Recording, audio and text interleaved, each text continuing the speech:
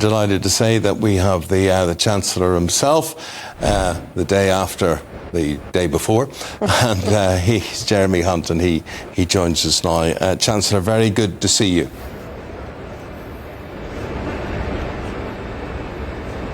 Morning, Eamon. Morning, Ali.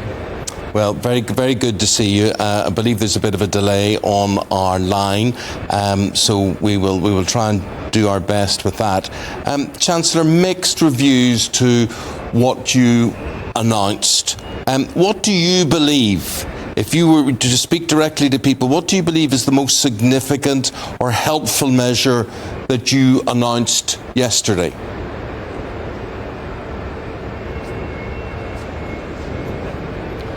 Well, I know people have been finding life very tough in a cost of living crisis, and a 2% reduction in national insurance from 12% to 10%, an average of £450 for someone on the average wage, average salary, that will make a difference. But the real thing that I wanted to do yesterday was to transform our long-term growth with those 110 measures. What I want to say to people is, if we're going to reduce taxes in the future, if we're going to fund the NHS, our schools, the really important public services, then we've got to get our economic growth up. And that's why I chose to reduce taxes, not the taxes that are on the tip of everyone's tongues, but things like full expensing for businesses like Airbus, where I am today in North Wales. They say that will help attract more investment into the UK. That is really high quality jobs, building aeroplanes. They build all the wings for Airbus planes around the world here. And so that's what this really was about. It's increasing our long-term growth rate so that we can get better jobs at higher living standards for people in the country.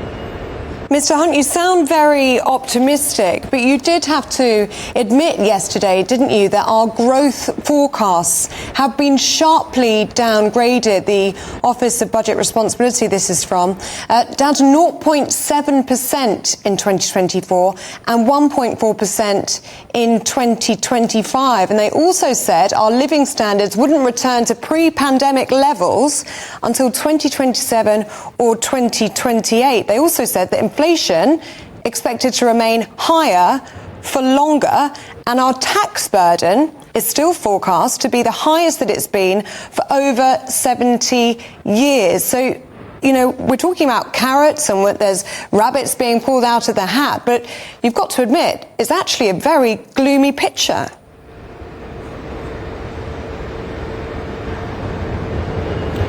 Well, first of all, I think it was right to help families through the pandemic with the furlough scheme that protected 9 million jobs. I think it was right to help families in a cost of living crisis, which is the biggest energy shock we've had since the 1970s.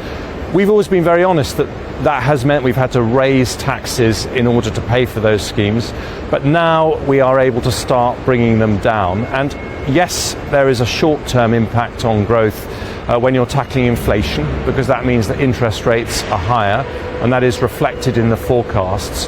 But the measures that I've taken today are what more than 200 businesses wrote to me to ask for. The big business organisations like the CBI said it was the single most transformative thing that I could do. They're not particularly crowd pleasers. They're not the tax cuts that are on the tip of everyone's tongues, like an income tax cut or inheritance tax. But they are the things that will make the biggest difference to our long-term competitiveness, and I hope relieve some pressure on families. A typical teacher or a police officer will see an extra £630 next year because of the national insurance cut. But that's part of it, but the main reason is to transform our long-term growth prospects so that people know going forward this tremendously successful economy that we have, that's defied all the odds, that's grown faster in the last year. Everyone thought we were going to have a recession this year. We haven't had that, but we want to make sure going forward that we've got those healthy growth rates that mean we can afford our public services, and I hope bring down taxes in the future. And I'm sure you hope win the next general election. I know you say that maybe these measures were not the crowd pleasers that a lot of people may have wanted, but if you don't win the election, what's the point?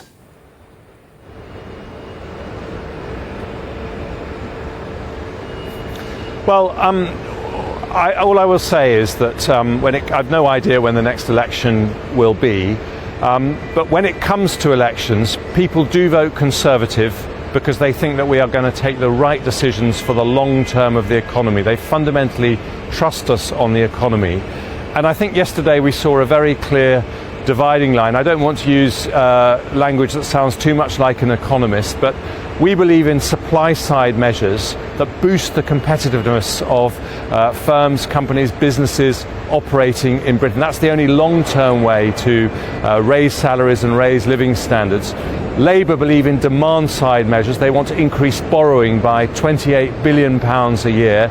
We think that gives you a short-term boost, but in the long run that raises debt, that raises the debt interest that we have to pay through our taxes.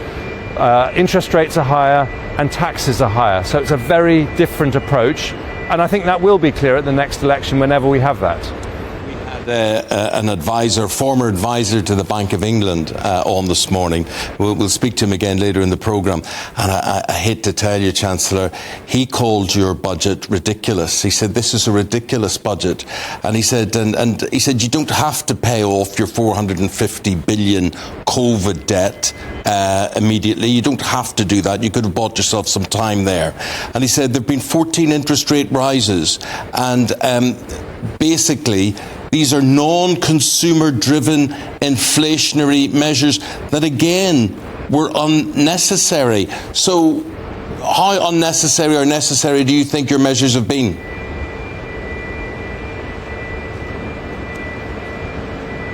Well, frankly, I think someone who is an advisor to the Bank of England should know better. The capital allowances that I introduced for businesses give us one of the most competitive regimes anywhere in the world for business investment. One of the senior executives at Airbus, who I was speaking to this morning, I'm in the Airbus factory in North Wales, she said that what I did yesterday makes her job easier in terms of attracting foreign investment into the UK.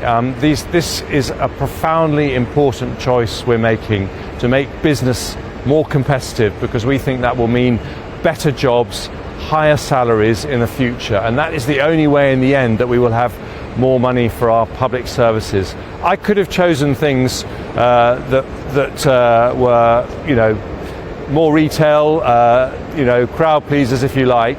I chose to do things that are right for the long-term competitiveness of the British economy. Well, thank you very much for your time this morning, Chancellor. It's a very busy, demanding day for you. We appreciate what you've had to say, and we have to say goodbye to you right now. Thank you very much indeed.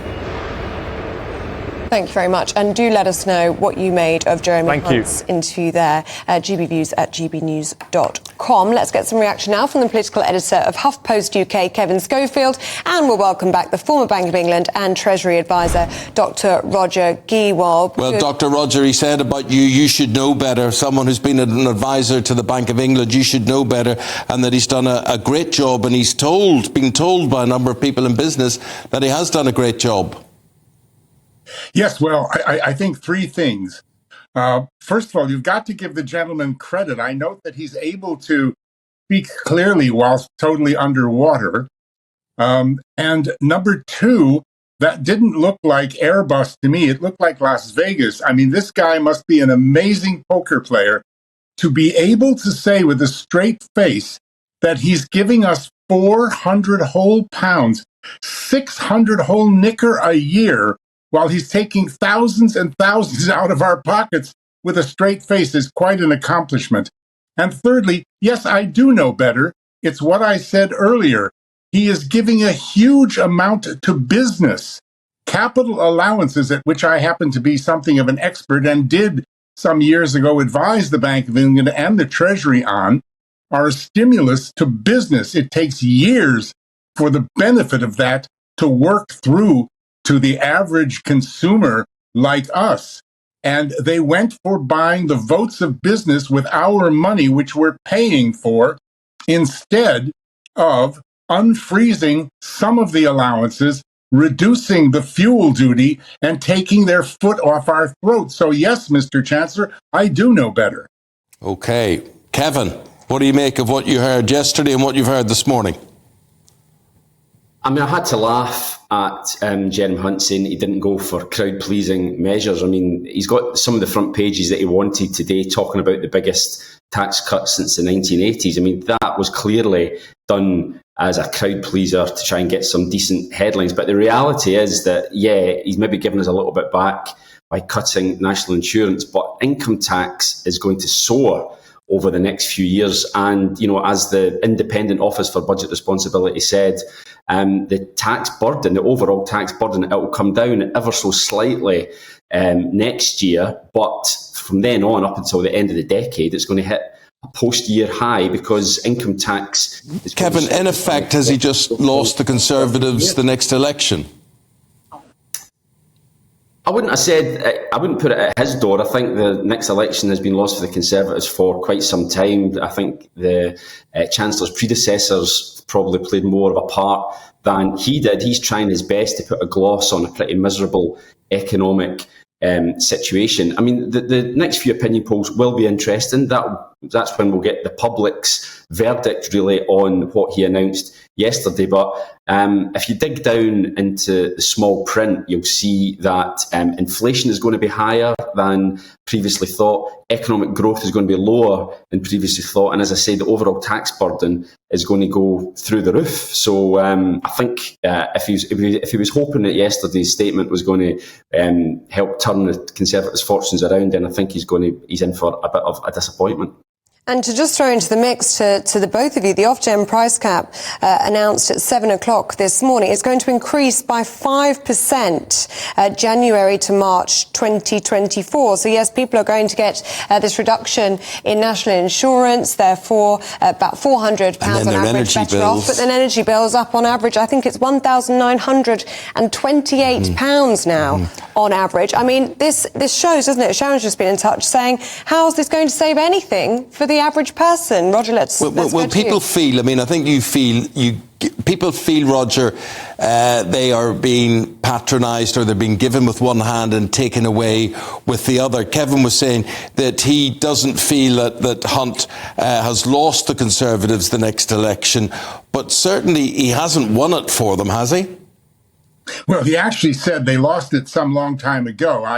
I'm not sure about that, but I think that Jeremy Hunt and his cynical, ridiculous decision yesterday to favor business over all of us who are suffering is, as I said, possibly the proverbial nail in the coffin. I mean, it's malice in Blunderland. He doesn't create wealth. He creates poverty by stealth.